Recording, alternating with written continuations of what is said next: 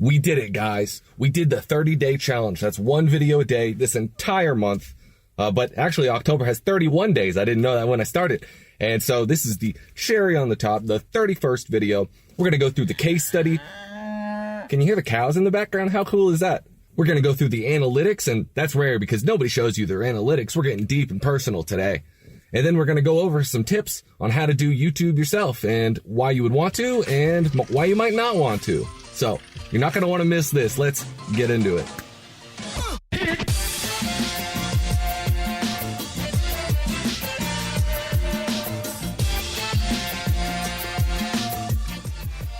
You can see the cows in the background over here. Aren't they cool? Moo. So it was certainly tough coming up with content, even though I had a list of recommendations for videos and some of my own thoughts and then some fun videos and all types of things like that. My general idea with YouTube was that if I pumped out a video a day, I could always like revitalize the channel and kind of like bring it back into being popular and things like that. I think at my peak, I was getting about 5,000 views a day, which is way higher than I'm getting now. I'm getting maybe 1.9 to 2.2K on a day, depending. And what's weird is that, well, not really weird, it's all of my old videos. And that kind of goes along with the Pareto principle. 20% of your efforts will do 80% of your rewards. That also works with like bell curves, and it works in a job too. It works basically everywhere. I think it's also called the Matthew principle from the Bible. Anyway, I had always assumed that I could revitalize my channel by doing something like this and like pumping out videos, getting that algorithm, just getting that perfect, getting the, not clickbait, but engaging thumbnails and things like that. And I've always worked pretty hard on my thumbnails. That's one of the tips later on that I'm going to talk to you about. And like I had talked about in my update video, I have kind of the identity of I'm a YouTuber, and I would introduce myself as a YouTuber to people. They're like, oh, what do you do? It's like, well, I do media production, and the more fun thing is I'm a YouTuber. And that was always cool. It's very trendy to do that. Everybody in Generation Z wants to be a social media influencer. And of course, why wouldn't you? Because that's probably, it looks like the most luxurious job in the world. So it was all part of my identity of like what I saw myself as.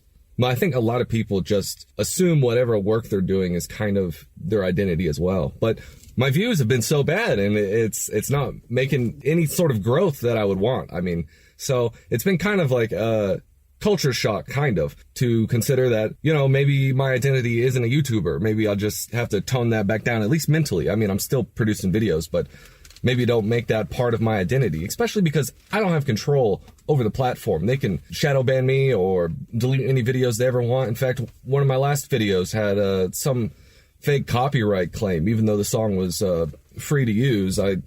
So if you see ads on any of the videos, that's why. It's because YouTube goes back retroactively and flags your videos of sending them all the ad revenue. I don't know if that will put ads on my video or if it would just change any ads that I would put on there myself. I don't know. So if you see any ads, I use ad blocker, and I definitely recommend that. But if you see any ads on my videos, don't click on them.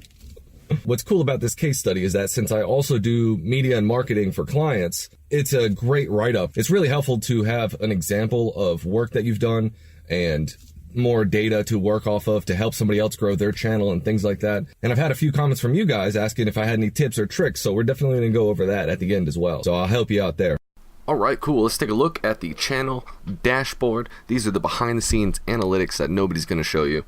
Let's just head over to the videos, and you can kind of see where the views and the comments have been for the past 30 days. There you see the copyright claim that I complain about. So you can kind of just get a look and see what this whole page is, the last 30 videos. And so let's go back. Let's see the past 50 videos and to get an idea of the views I was doing beforehand. So we could see back at the beginning of the year with RTR, we were hitting good views with like 1,000 per, 2,000, 1,400, 4,000, and things like that. And then we see a little bit, we started to go down because I took a big break between like these videos, and then it was sporadic. So that was kind of the death of the channel. We got the tiny house one with 15,000. That's pretty awesome.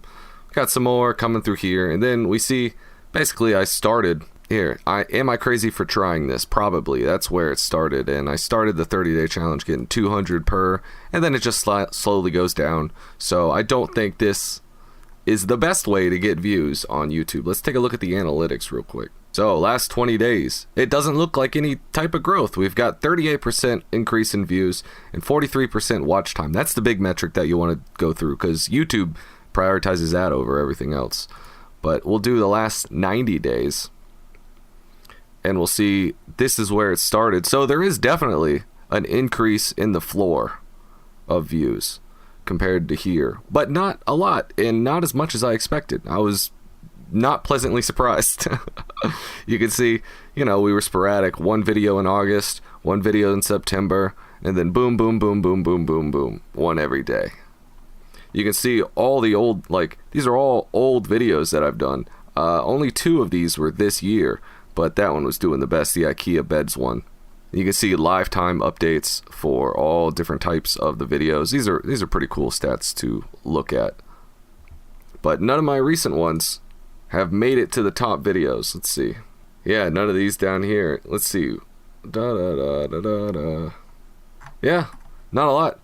Let's go from the last 90 days to the last year.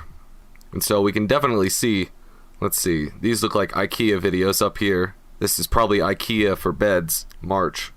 This is, let's see, December. I can't remember what that is, but you kind of get a hint. This was like RTR. No, where was it? RTR is this little hump over here. This is IKEA for beds. And then you can barely tell that I even saw growth. It gave me a new floor. I'm definitely higher than I was when I was not putting out videos, but not a lot. Watch time is up to 1.6 million in the past year. That's pretty cool. Average view duration is up 17%. Yeah, you can still see this is the 30-day challenge. It's a bump, but not that high. Subscribers, basically level. So I hope that gives you a little bit of the insight of what you're going to look like with YouTube analytics. So can I recommend doing the 30-day challenge? Not necessarily. I mean, you got to have good videos, and I guess the videos weren't that good. I actually have some of the youngest demographics for the Van Life channel. Most people have 50, 60, 45, but I apparently have a lot of 25 to 34. Hey, that's my age. We need to get a bunch more females. Oh, nice. We have almost 20% of you guys who have all notifications on. That's awesome. We're right in the typical range for YouTube analytics. Very cool, you guys. Thank you very much for that.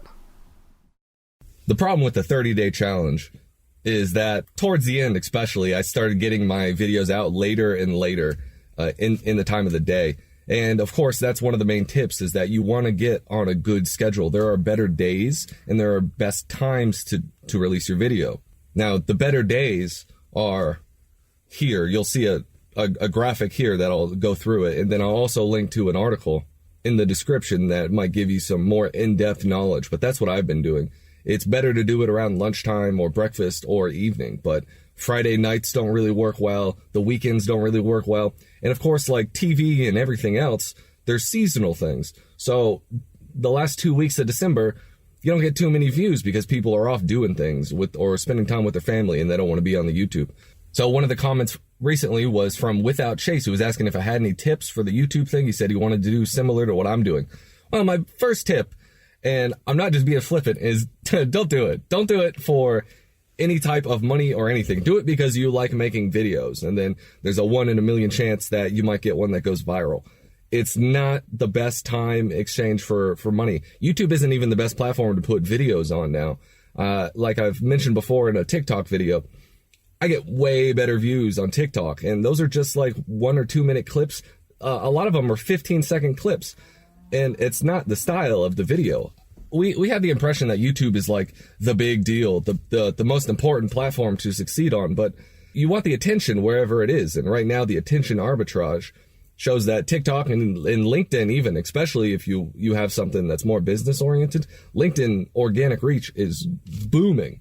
Facebook, Instagram, YouTube, the big ones are all basically dead for organic reach. That means views if you're not paying for them. They're all mature platforms where the content is just way oversaturated. There's more supply than there is demand, whereas something like TikTok or LinkedIn, the demand is way higher than the supply. There's 1 billion users on TikTok and not that many people making videos. So you get to the top of the For You page pretty quickly. I've been doing that with clients too.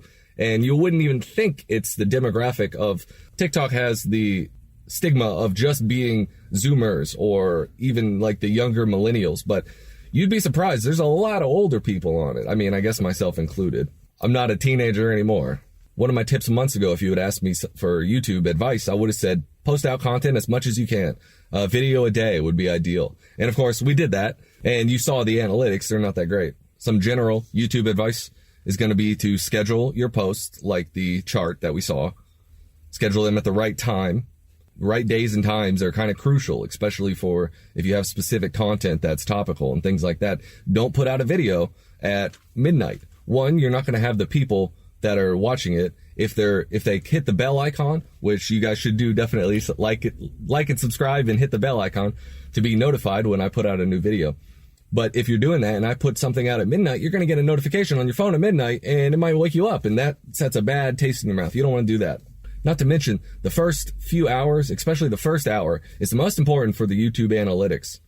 You want to get as many views, likes, and comments in that first hour as you can. So a good tactic is to sit there after you make the video and see if anybody replies and comment to them immediately. I've been kind of slacking on that these past few days just because so busy doing client work and YouTube stuff that I haven't had time. So I got about 50, 60 comments that I'm going to go back through. And while this video is rendering, I'm going to go and reply to them all. So I'll see you guys shortly. Another piece of really important advice, you've probably heard this before, is the thumbnails of your videos. Those are super important. You want to like eye-catching, something that gets people intrigued. And then you want to do whatever in the first part of your thumbnail. You want that hook that made the awesome thumbnail. You want that to be shown in the first 15-second intro of your video. Most of my videos and like most popular things these days have like 7 to 15-second pre-trailer to the video where you show the highlights and then it skips to my intro and then it'll show the full video. It'll start because you want to start with your first few seconds really getting their attention. People don't have the attention spans to wait several minutes to see what was on the thumbnail. You want it pretty quickly. And then even there, you should really get to the point of the video in the first few minutes after that initial quick trailer, if that makes sense. If it doesn't make sense, just rewatch some of my last videos where it'll show you a quick segment where I'm going to tell you what we're going to do. I'm going to get you excited for it. Then we're going to go into the intro. It kind of dials down the excitement. And then boom, it starts at a slower, like traditional video ramp up where you'll do the hero's journey in storytelling. Titles are also super important. You're going to want something that's engaging, intriguing. You want something that makes me, I want to see that. There's a ton of different examples that you can go through and check that out. And I highly recommend going through your top 50 favorite YouTubers, if you have that many subscribed, and seeing what they do successfully and what you like about it. And then find the top 50 in your niche. Like if you're doing van life stuff and you want a list or a spreadsheet of all the top 50 of them, and you want to investigate that as well. There's probably some crossover in the Venn diagram between the ones you already watch and like, but you can also take examples of different genres. Take a lot of inspiration from a lot of different channels. Like very few van life stuff do I watch. I only watch people I know or am friends with just because I don't want to make derivative content. I know that sounds lame, and I could actually probably do some market research in my own niche to get some good advice and get some videos that actually perform well. Although you can kind of see I'm trying to blaze my own trail of just really weird content at this point. It's more vlog style and less evergreen videos that are like how to program your lithium ion controller. Although I still like doing those. That's pretty good. Although we saw with the 30 days, the content gets a little bit more phoned in when I was just crunched for time and I was like, it's already 5 o'clock. And I don't have a video out. I've been working all day. I just need something quickly. And one that I thought was just going to be a quick thing, the Witches Brigade. People really like that. We had some people say it was the best video, and I've had a few compliments on that. So that was one that I was thinking that was going to be a phone-in, but that turned out pretty well. I like that a lot. I really like the music in the background and things like that. So I'm glad it turned out. Part of your creativity can be trying to take just the mundane aspects of life and make it interesting to people. You can build that connection with people. Instead of so much about the content, I'm really trying to cultivate a more personality-based thing, because I have a lot of different interests, and I know most people do as well. So if you're interested in me as a person, then you'll watch me doing a Minecraft Let's Play of my van, and it won't just have to be how to wire solar panels.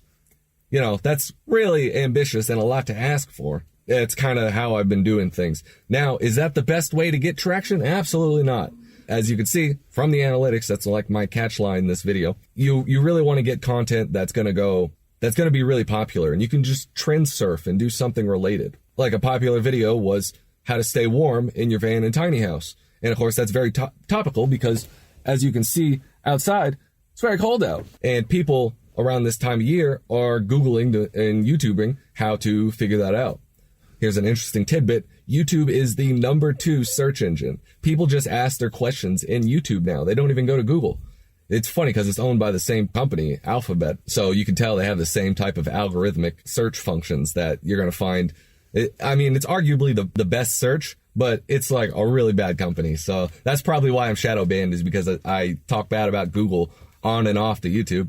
I can almost promise you that your first few videos for a very long time will get almost no views and no traction.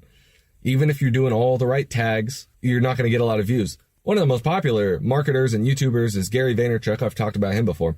He did his wine library, which was like a wine review program, for 3 years before he got any traction at all. Now, see, that's dedication. That's foresight to see he's building something, a foundation for a future, but it's also something he was passionate about. So it wasn't the analytics or the YouTube ad revenue that drove him. That's what you got to be. In fact, you need over 1,000 subscribers to even get ads on your video these days.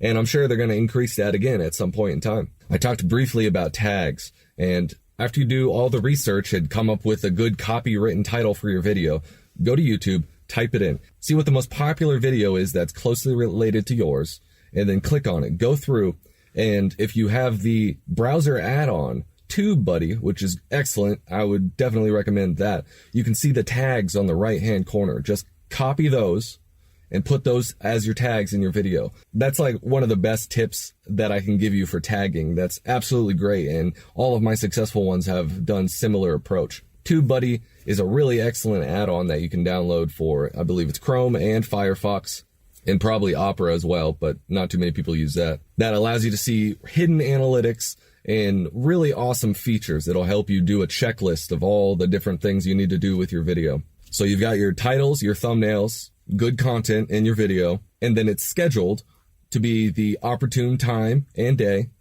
And then at the end, you can go and hit end cards when you're uploading your video. If you've seen the end of my videos, the last 20 seconds is normally like just background footage while those things pop up. And it's like, hey, subscribe here, click here, things like that. So those are really good as well. I've gotten a lot of good traction. You can change those at any time after you've uploaded your video to have it either be a most recent one or one that's trending or one that you want to feed to. So my popular IKEA videos, I will have the end card of that linked to my latest other IKEA video. And that drives a lot of traffic to it. All of my videos that get views now are like I've done a year ago. Speaking of changing things after you've hit publish, if you change the title, the description, or the thumbnail after you've published it, YouTube redoes a check for it to reassess where it is in the algorithm. And more often than not, it will penalize your video because it will recalculate. And since you don't have those first few hours of a lot of views and it's not going to trickle in, it'll rank it lower in the algorithm. So that's why I've never changed the misspelling on my IKEA video thumbnail. It says caper van instead of camper van. But I'm too terrified to change it because that could reset it in the algorithm and just remove any other future growth. So don't change that. And then once it's published, like we said, go through and reply to all the comments. Not only does that help build a community, but for me, it gives really interesting conversations. When it's published, you can go and post it on your own blog or another website, post it on Reddit if you can, but don't be spammy because they're like really, what's the word? They see through BS, and if you're just doing advertising for yourself, you'll probably get banned from the thread. I'm a member of a few van life Facebook groups, And so if anybody has a question that I've done a video to, I'll type out a message to them underneath their post that's like, hey, yeah, I did flexible solar panels. I like them there. I even installed them with Velcro, which I thought was really cool. Here's a video of it, and I'll link to the video. You don't want to just link your video, but if you have a conversation with them, you'll be able to get some extra views, and the popular threads get some good views. All that being said, I wouldn't really recommend YouTube. It's kind of past its prime. There's not another platform that is a YouTube competitor. BitChute is the closest, and the install base for that is very low. The best thing about YouTube is that it already has a huge base of audience, like probably 1 billion people, maybe more, probably more. But the algorithm is completely ruthless. You can't expect to get views on it. So it's all about going to where the attention is still underpriced. And I think right now, that's TikTok. If you have an idea for shorter vlogs or anything like that, do a TikTok. In fact, if you have a business or any type of web thing that you want to do, have a TikTok as well. Have a TikTok, a LinkedIn, a Facebook, have all of those. And then you can have clips on it that link back to your YouTube video if you want to really focus on YouTube. You can have the highlight reel on your Instagram, on your Facebook, and things like that. And then people will link to it and come over and watch your full episode. So I can't really recommend YouTube, especially if you're trying to make a living off of it.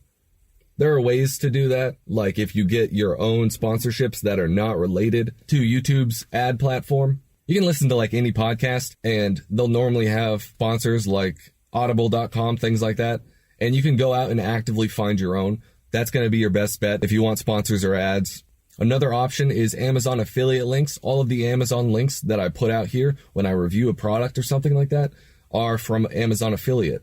In fact, I don't make any money from ads because I don't run them, but I make a good bit of change from Amazon affiliate links. I highly recommend that. So there's not too much more to say about YouTube tips and tricks. There's a ton of videos out there that can give you some more in-depth things, but that's kind of my personal experience with it. Like YouTube has gone past its peak. It's now on the decline. And unless they do something completely drastic, it's not going to grow anymore. I think we've reached peak saturation.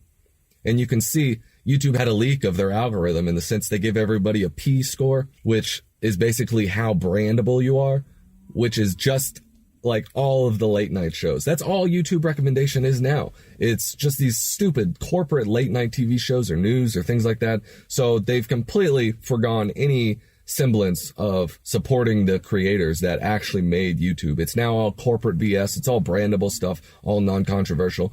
YouTube is, I feel like it's on the way out. I don't think it'll ever be gone, but it's certainly not the awesome platform that it once was. I mean, I can't even tell you my thoughts on anything because I'll get banned from it immediately.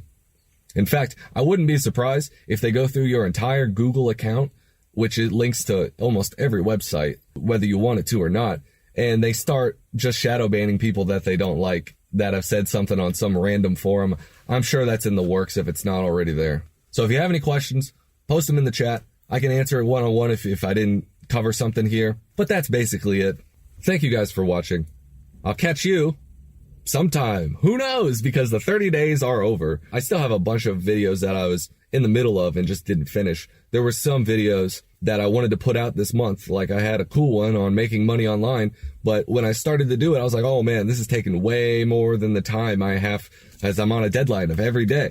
So I couldn't finish it in time. So I have like 5 pretty cool videos that are not finished yet, and I'll be working on those. Obviously, it's not going to be every day anymore, but I'm still hoping to keep up a decent schedule and keep posting things out.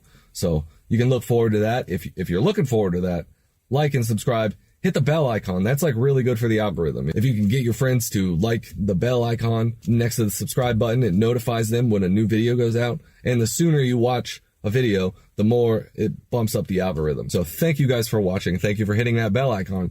And I will see you soon. Do you guys like how the camera moves with me, or do you think that's kind of jarring? I can turn that on or off. I mean, I could just have it set up normally. I think it's kind of dynamic and cool things like that. It's set up on the gimbal right now. How do you guys like this setup? Isn't this cool? Look, it's the gimbal on the GorillaPod. Oh, look, I got the ABS blinker lights on. Anyway, it's on the gimbal mounted to the steering wheel, so I can do it like that. Normally, I'll have the phone right here with that awesome little thing. the other GorillaPod, but this one, you can move around and it'll follow you. I don't know, we're gonna try that out. It seems pretty cool, and I just love using this gimbal. If anybody wants a review of it or anything like that, let me know. I'll add that. I did film the unboxing of it, so I think that's pretty cool. I just really like it. It's been a good purchase.